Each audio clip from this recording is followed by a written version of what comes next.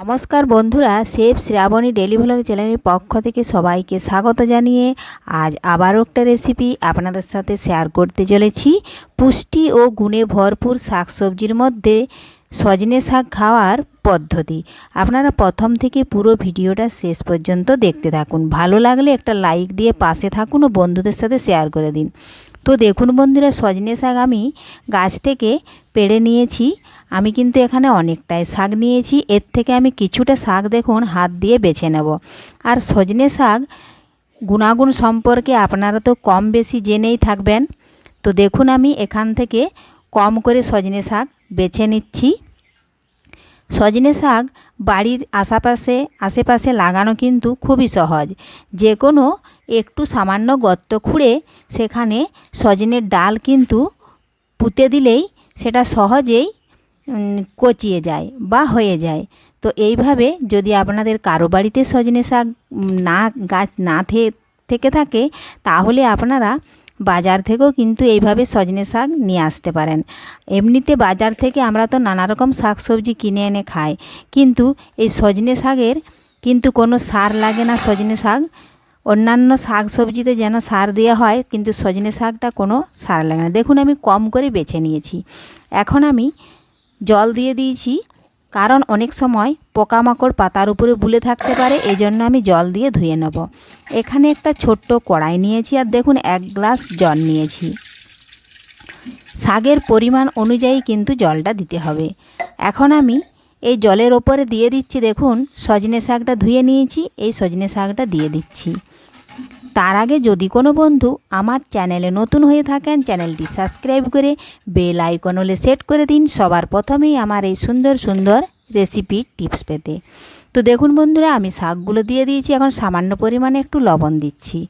এই দেখুন লবণ দিয়ে এখন আমি গ্যাস ধরিয়ে 2 থেকে 3 মিনিট শাকটা সেদ্ধ করে শাকের থেকে যে জলটা বের হবে সেই জলটা আমি বের করে নেব। আর সজনে শাক খাওয়া কিন্তু শরীরের পক্ষে খুবই ভালো।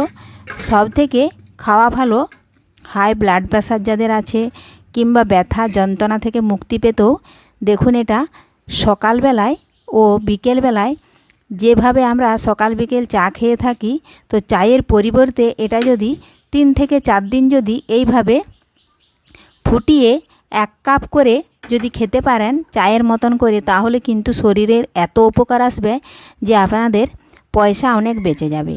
তো দেখুন বন্ধুরা, আমি এখানে 2 থেকে 3 মিনিট সেদ্ধ করে নিয়েছি। এখন আমি ঢাকা তুলে দেখে নিচ্ছি। এই দেখুন ঢাকা তুলে দেখে নিলাম। দেখুন পাতাটা সেদ্ধ হয়ে জলটা কিন্তু পুরো একদম হলদে ভাব চলে এসেছে। এখন আমি কড়াইটা নামিয়ে নেব, আর কিন্তু ফোটাবো না, কারণ অনেকটা জল বেরিয়ে গেছে। এখন কড়াইটা নামিয়ে নিয়ে বেশ কিছুক্ষণ আমি ঠান্ডা করে নেব। ঠান্ডা করে নিয়ে তারপরে জলটা আমি ঢেলে নেব, আপনারা ছেঁকেও নিতে পারেন। তো আজকের এই সজনে পাতার এই গুণাগুণ বা এই রেসিপি ভালো লেগে থাকলে লাইক শেয়ার কমেন্ট করতে অবশ্যই ভুলবেন না বন্ধুরা। দেখুন ঠান্ডা হয়ে গেছে, আমি সজনে পাতার জলটা ছেঁকে নিচ্ছি। একটু পাতা চলে যাচ্ছে, সেগুলো কিন্তু নিচে পড়ে যাবে। এ দেখুন আমি বাটিতে ছেঁকে নিয়েছি।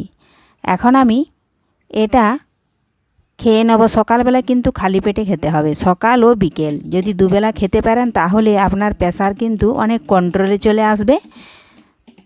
তাহলে আর 12 মাস ওষুধ খাওয়ার কোনো প্রয়োজন হবে না। এছাড়া আরও অন্যান্য শরীরের উপকারে কিন্তু আসে, সেগুলো বলতে গেলে কিন্তু ভিডিওটা অনেকটাই বড় হয়ে যাবে। এই জন্য আর বিশেষ কিছু না বলে ভিডিওটা এখানেই শেষ করছি। ধন্যবাদ, ফিরে আসছি পরের ভিডিওতে।